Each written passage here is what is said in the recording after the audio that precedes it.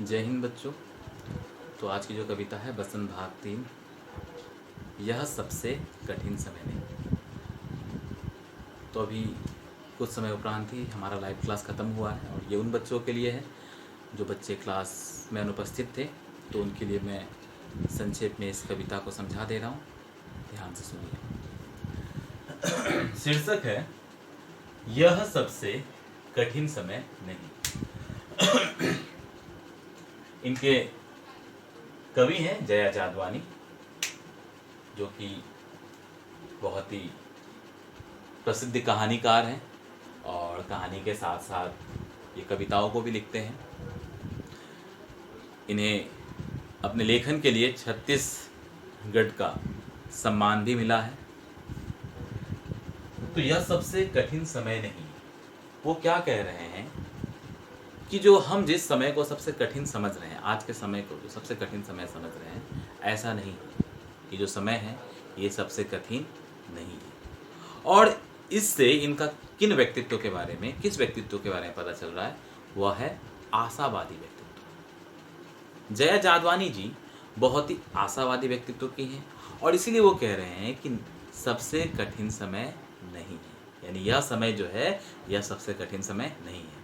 क्योंकि अभी भी इस पूरे दुनिया में, इस पूरे विश्व में बहुत सी सामान्य घटनाएं, जो जीवनचर्या है, वो लगातार चल रही है। तो इसीलिए क्या कहा जा रहा है कि यह समय जो है वह सबसे कठिन नहीं है। और उन्होंने बहुत सारे उदाहरणों के द्वारा हमें समझाने का प्रयास किया है। वो क्या कहते हैं, सुनिए। नहीं, यह सबसे कठिन समय नहीं, अभी भी दबा है चिड़िया की चोंच में तिनका और यह उड़ने की तैयारी में। अब ध्यान से सुनिए, वो क्या कह रहे हैं कि नहीं, यह सबसे कठिन समय नहीं है। क्योंकि चिड़िया की जो दिनचर्या होती है, चिड़िया की जो अपनी कार्य होती है, वो अभी कर रही है जैसे पहले करती थी। अभी भी उसके चोंच में वो तिनका जो है वो ली हुई है। क्यों ली हुई है? क्योंकि उसे घोंसला बनाना है। अभी भी चिड़िया रोज सुबह उड़ती है और उड़कर जाती है और अपने बच्चों के लिए खाना लाती है ताकि बच्चे खाना खा पाए। अभी भी वो छोटे छोटे जो बच्चे हैं वो घोंसलों में इंतजार करते रहते हैं। तो अभी भी जो समय है, जो परिस्थिति है, वो बहुत बदला नहीं है। अभी भी बहुत सी सामान्य सी जो बातें हैं वो चल रही है। अभी भी झड़ती हुई पत्ती थामने को बैठा है हाथ एक। अभी भी भीड़ है स्टेशन पर, अभी भी एक रेलगाड़ी जाती है गंतव्य तक जहां कोई कर रहा होगा प्रतीक्षा। ये क्या कह रहे हैं?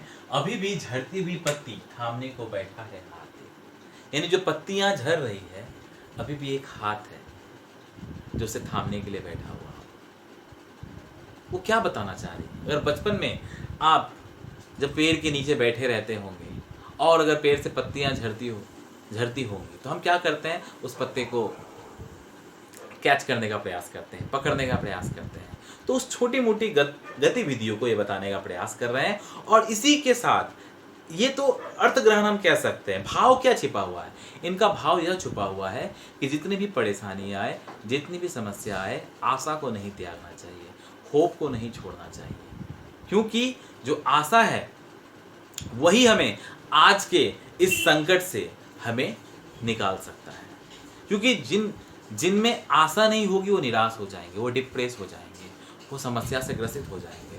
तो इसीलिए यहाँ पे क्या बताया गया है कि अभी भी झड़ती हुई पत्ती थामने को बैठा है हाथे।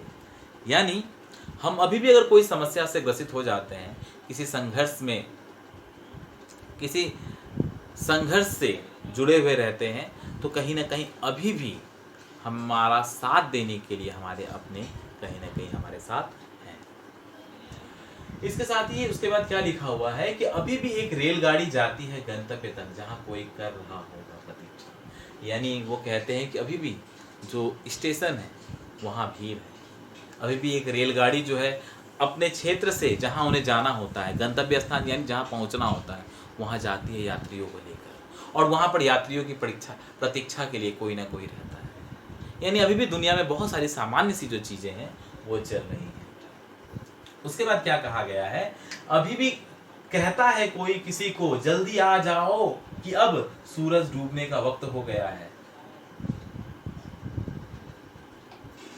अभी भी हमारी जो मम्मी है, हमारे जो पापा हैं, जब सूर्य डूब जाता है, जब संध्या हो जाती है, तो वो कहते हैं बच्चों घर आ जाओ, अंधेरा होने वाला है, सूर्य डूबने वाला है। तो अभी भी सामान्य जो परिस्थितियां हैं वो बनी हुई है। उसके उपरांत अभी कहा जाता है उस कथा का आखिरी हिस्सा जो बूढ़ी नानी सुना रही थी सदियों से दुनिया के तमाम बच्चों को, अभी आती है एक बस अंतरिक्ष के पार की दुनिया से, लाएगी बचे हुए लोगों की खबर, नहीं यह सबसे कठिन समय नहीं है।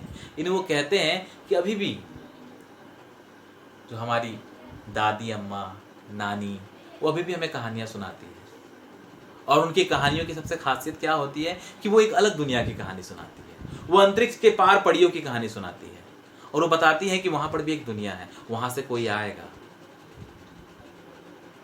कहने का एक्चुअल में अगर इस हम पूरे कविता को देखें, इस पूरे कविता में कहना क्या चाहते हैं, इस पूरे कविता में किस दृश्य को दिखाना चाहते हैं, अगर आप ये देखेंगे तो इस पूरे कविता में जया जादवानी जी का आशावादी व्यक्तित्व उभरा है।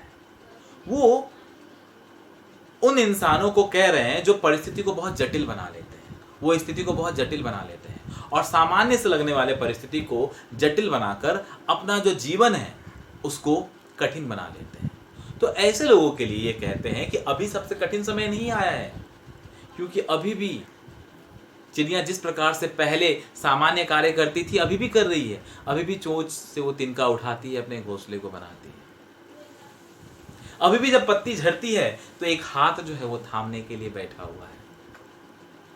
अभी भी स्टेशन पर भीड़ है, जो रेलगाड़ियां हैं वो एक स्थान से दूसरे स्थान तक जाती है, यात्रियों को पहुंचाती है और वहां पर कोई प्रतीक्षा करता है।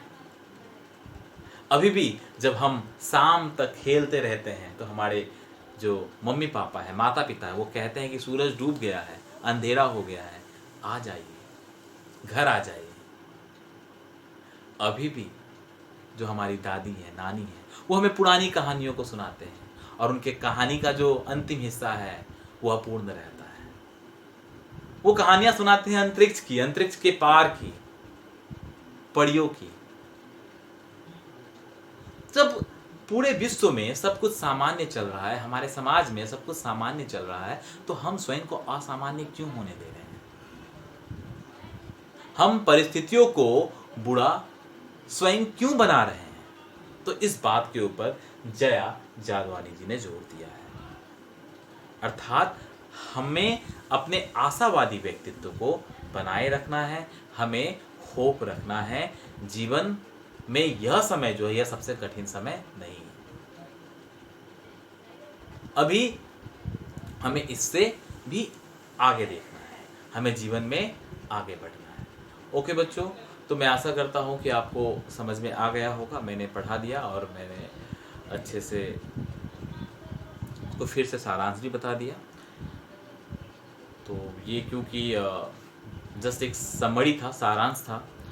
बच्चों आप लाइव क्लास से जुड़े, लाइव क्लास से जुड़ने से आपको बहुत सारे लाभ होंगे, क्योंकि इसी चैप्टर को हमने 3-3, 4-4 बार पढ़ा। एक एक शब्द को मैंने बच्चों को पढ़ाया, मैंने बच्चों से पूछा।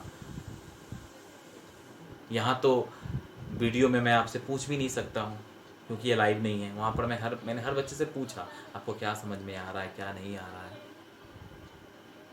तो बच्चों आप प्रयास करें, लाइव क्लास से जुड़े और जितनी जल्दी हो सके जी क्लास से जुड़ जाए, क्योंकि जो अगली परीक्षा होने वाली है उसमें जो प्रश्न पत्र का लिंक है वो जी क्लास में ही भेज जाएगी। ओके बच्चों, खुश रहो, स्वस्थ रहो, अपने घर का, मम्मी पापा का ख्याल रखो। धन्यवाद।